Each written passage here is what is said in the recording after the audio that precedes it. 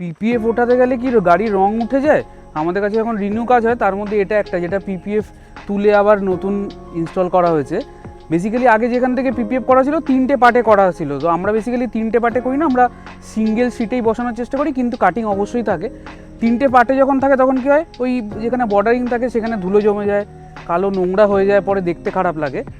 তো ওঠানোর সময় বেসিক্যালি দেখা যায় 3-4 বছর আগে কোথাও থেকে উনি করেছিলেন।